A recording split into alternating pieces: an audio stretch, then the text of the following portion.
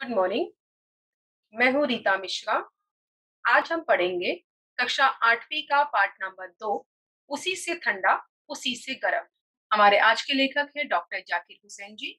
इनका परिचय: जन्म हुआ है 1897 हैदराबाद तेलंगाना में और इनकी मौत हुई है 1969 दिल्ली में। परिचय: डॉक्टर जाकिर हुसैन जी स्वतंत्र भारत के तृतीय राष्ट्रपति, विद्वान तथा शिक्षाविद हैं। आधुनिक भारत के विकास में आपका अनमोल योगदान रहा है।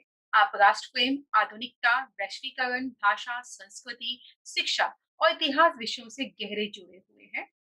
गद्य संबंधी: प्रस्तुत हास्य कथा में डॉक्टर जाकिर हुसैन जी ने बड़े ही मनोरंजक ढंग से लकड़हारे और बलिश्ती की कहानी लिखी है। बलिश्ती का मतलब होता है कद में छोटा कोई व्यक्ति, जिसे हम बौना भी कह सकते हैं। इस कथा के माध्यम से आपने किसी अपरिचित को ना सताने, किसी की हंसी ना उड़ाने, किसी पर पत्थर ना फेंकने का संदेश दिया है। यहाँ आपने सभी को अच्छा बनने के लिए प्रेरित किया। यानी आज हम एक लकड़हारे और बलिश्ती की कहानी पढ़ने जा रहे हैं। पहला परिच्छेद: एक लकड़हारा था। जंगल में जाकर रोज लकड़ियां काटता और शहर में जाकर शाम को बेच देता।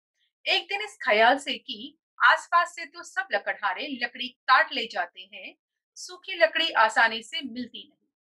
इसीलिए वह दूर जंगल के अंदर चला गया। सर्दी का मौसम था। कड़ाके, कड़ाका एक नया वर्ड है। कड़ाके का मतलब होता है जोरदार या बहुत ज्यादा। का जाड़ा पड़ रहा था।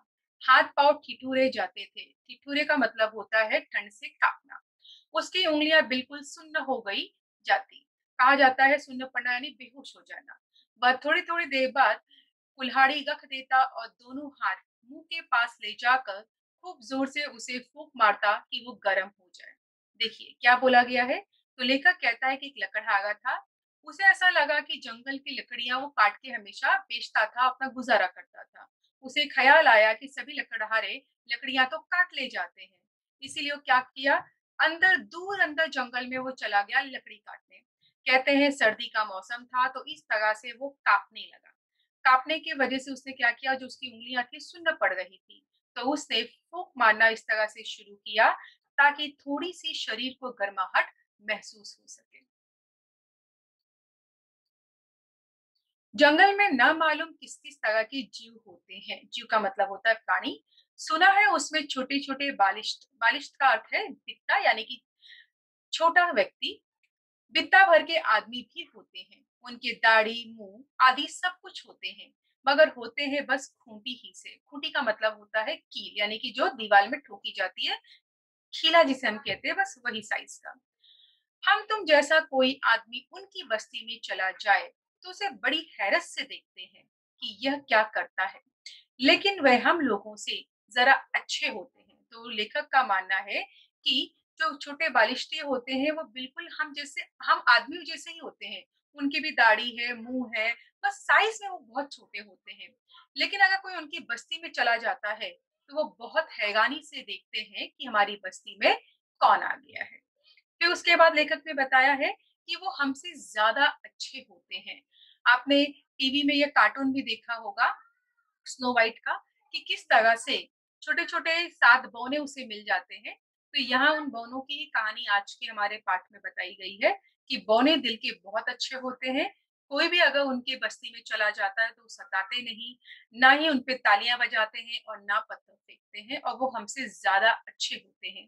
खुद हमारे यहाँ भी बच्चे ऐसा नहीं करते, लेकिन उनसे तो सभी अच्छे होते हैं। लेकिन कवि का मानना है कि उनके यहाँ के बच्चे हमसे ज्यादा अच्छे होते हैं, वो लोगों का दिल हमसे ज्यादा अच्छा होता है। ऐसा कवि ने बताने की यहाँ पे कोशिश की है।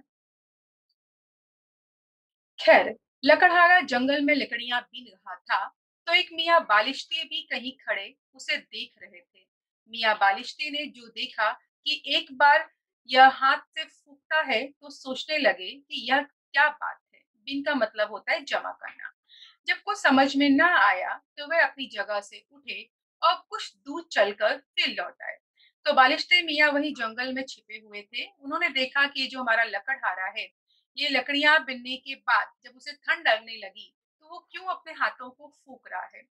उनकी समझ में नहीं आया कि फूकने का अर्थ क्या हुआ। फिर मालूम नहीं पूछने से यह आदमी कहीं बुरा ना मान जाए, मगर फिर ना रहा गया। आखिर ठुमक ठुमक कर लकड़हारे के पास गए और कहा, सलाम भाई, बुरा ना मानो तो क्या एक बात पूछूं? तो कहा जाता है कि बालिश्ते मियाँ यानी जो ये छुपे हुए थे हमारे छोटे से बालिश्ते मियाँ, इनको नहीं कहा गया। उन्होंने सोचा क्यों ना इस लकड़हारे के पास जाऊं और जाकर पूछूं कि ये क्यों फूंक मार रहा है अपने हाथों को, आखिर क्या तकलीफ क्या है इसे या क्या बात हो गई। तो इस तरह से उन्हें नहीं कहा गया और आखिरकार वो लकड़हारे के पास आ जाते हैं पूछने के लिए। लकड़हारे को जरा से अंगूठे बराबर आदमी को देखकर ताज्जुब भी हुआ। ताज्जुब का मतलब होता है गानी। मगर उसने हंसी रोककर कहा, हाँ हाँ भाई, जरूर पूछो। तो चाहता तो लकड़हारा यहाँ पर हंस सकता था, लेकिन लकड़हारा यहाँ पे हंसा नहीं। जिसे आप देख सकते हो, ये लड़की हाइट में कितनी बड़ी है और ये बहुत ही छोटा है। चाहती तो लड़की उस पे हंस सकती थी, लेकिन ये लड़की ने उस पे हंसा नहीं। तो उसी तरह जो हमारा लकड़हारा था, वो भी हंसता नहीं। वो कहता है कि कोई बात नहीं, पूछो क्या पूछना है। बस यह पूछता हूँ कि तुम मुंह से हाथ में फूंक सी क्यों मारते हो? लकड़हारे ने जवाब दिया, सर्दी बहुत है, हाथ ठिठुरे जाते हैं। मैं मुंह से फूंक कर उसे जरा गर्म कर लेता हूँ, फिर ठिठुरने लगते हैं, फिर फूंक लेता हूँ। तो यहाँ पे लकड़हारे ने जवाब दिया कि भाई, ठंडी का मौसम है, मेरे हाथ ठंडी के मारे ठिठुर गए यानी कि कांप गए, इसीलिए मैं क्या करता हूँ, अपने हाथों को जरा सा फूंक मारकर उन्हें गर्म करने की कोशिश कर रहा हूँ। लेकिन ये बात बालिश्ते मियाँ को नहीं समझ में आई। जैसे कभी-कभी होता है कि आपके माता-पिता आपसे कुछ कहते हैं, लेकिन बच्चों को वो बात समझ में नहीं आती क्योंकि बच्चे उम्र में छोटे हैं उनसे।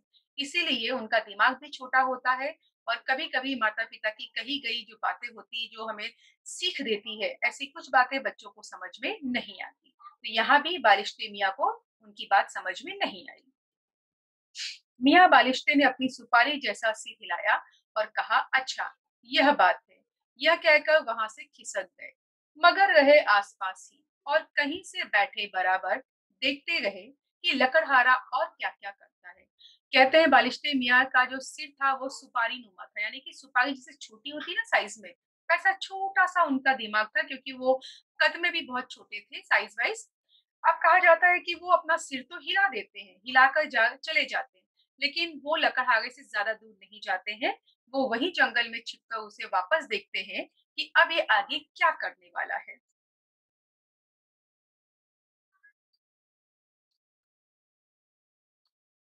दोपहर का वक्त आया। लकड़हारे को खाना पकाने की फिक्र हुई।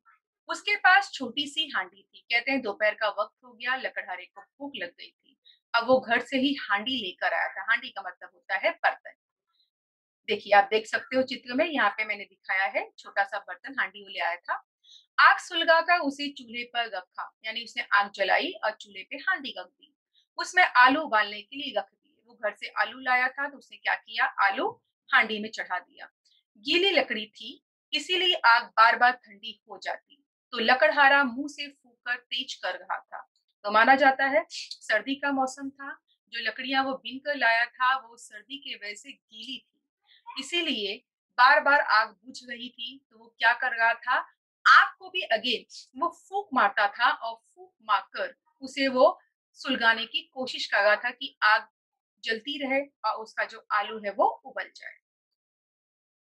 बालिश्ते ने दूर से देखकर अपने जी में कहा, जी का मतलब होता है मन में, अब यह फिर फूंकता है, क्या इसके मुंह से आग निकलती है? मगर चुपचाप बैठा देखता रहा। तो इस तरह से जब लकड़हारा फूंक रहा था चूल्हे की आग को, तो बालिश्ते मियाँ फिर देखने लगे। फिर सोचने लगे कि क्या लकड़हारे के मुंह में आग है। लकड़हारे को भूख ज्यादा लगी थी, इसलिए चढ़ी हुई हांडी में से एक आलू, जो अभी पूरे तौर पर पका भी ना था, निकाल लिया। उसे खाना चाहा तो वह ऐसा गर्म था कि जैसे आग। उसने मुश्किल से उसे अपनी उंगली और अंगूठे से दबाकर थोड़ा और मुंह में फू फू करने लगा। तो माना जाता है कि उसने एक आलू निकाला, बहुत गर्म था, तो वो उसे अपने मुंह से फिर से फूकने लगा। तो ये देखकर बालिश्ते मियाँ फिर हैरान हो गए कि भाई, गरम आग को भी फूक रहा है, ठंडे हाथ को भी फूक रहा था, अब ये गरम आलू को भी फूक रहा है, आखिर हो क्या रहा है यहाँ पर। बालिश्ते ने फिर मन में कहा, यह फिर फूकता है, अब क्या इस आलू को फूक कर जलाएगा? लेकिन आलू जला वाला कुछ नहीं। थोड़ी देर फू फू करके लकड़हारे ने उसे अपने मुंह में रख लिया और गप गप खाने लगा। अब तो इस बालिश्ते की हैरानी का हाल न पूछो। वह ठुमक ठुमक कर फिर लकड़हारे के पास आया। तो कहा जाता है कि बालिश्ते मियाँ का नहीं रहा गया। वो फिर से ठुमक ठुमक कर, यानी उनकी चाल है ठुमक ठुमक कर चलना। वो वापस आते हैं इस लकड़हारे के पास और क्या पूछते हैं, सलाम भाई, बुरा ना मानो तो क्या एक बात पूछूं? लकड़हारे ने कहा, बुरा क्यों मानूंगा, पूछो। यानी अब उनसे नहीं कहा गया, वो वापस आते हैं। अब वो लकड़हारे से प्रश्न करते हैं जब वो आलू को फूंक रहा था। बालिश्ते ने कहा, अब इस आलू को क्यों फूंकते थे? यह तो बहुत गर्म था, इसे और गर्म आने से क्या फायदा? नहीं मियाँ, यह आलू बहुत गर्म है, मैं इसे मुंह से फूंक कर ठंडा कर रहा हूँ। तो बालिश्ते ने कहा कि जब तुम्हारा हाथ ठंडा था तो तुम उसे फूंक कर गर्म कर रहे थे, ये बात तो समझा। लेकिन ये आलू जो तुमने हांडी से निकाला है ये तो पहले से गर्म है, तो इसे फूंक मारकर और गर्म करने की क्या जरूरत है? यह सुनकर मियाँ बालिश्तिये का मुंह पीला पड़ गया। वह डर के मारे थर थर कांपने लगे, बराबर पीछे हटते जाते थे। जरा सा आदमी यूं ही देखकर हंसी आए, लेकिन इस थर थर कप कप की हालत में देखकर तो हर किसी को हंसी भी आए, रंज भी हो। रंज का मतलब होता है दुख। उसने आखिर पूछा, क्यों मियाँ, क्या हुआ? क्या जाड़ा बहुत लग रहा है? मगर मियाँ बालिश्तिये जब काफी दूर हो गए तो बोले, यह न जाने क्या बला है, शायद कोई जादूगर है, उसी से ठंडा उसी से गर्म। यानी जब मियाँ बालिश्ते की समझ में नहीं आया कि आखिरकार लकड़हारा क्या करने की कोशिश कर रहा है, तो वो थर थर कांपने लगे डर के मारे। लेकिन लकड़हारे को लगा कि शायद ठंडी का मौसम है, उन्हें ठंड लग रही होगी। तो उन्होंने जब पूछा बालिश्ते मियाँ को कि भाई क्या हुआ, ठंड ज्यादा लग रही है? तो बालिश्ते मियाँ थोड़ा दूर हो गए और बोले कि न जाने ये क्या बला है कि उसी से ठंडा उसी से गर्म, मतलब उसी सांस से हम चीजों को ठंडा भी कर रहे हैं और उसी सांस के द्वारा हम चीजों को गर्म करने की भी कोशिश कर रहे हैं। हमारी समझ में यह बात नहीं आती, यानी बालिश्ते मियाँ की समझ में बात नहीं आई। सच तो ये है, यही बात उन मियाँ बालिश्ते की नन्ही सी खोपड़ी में आने की भी थी नहीं। तो आखिरकार लेखक कहता है कि बालिश्ते मियाँ की खोपड़ी सुपारी जैसी छोटी सी थी, इसीलिए इंसान क्या कर रहा था उसे समझ में आ ही नहीं रहा था।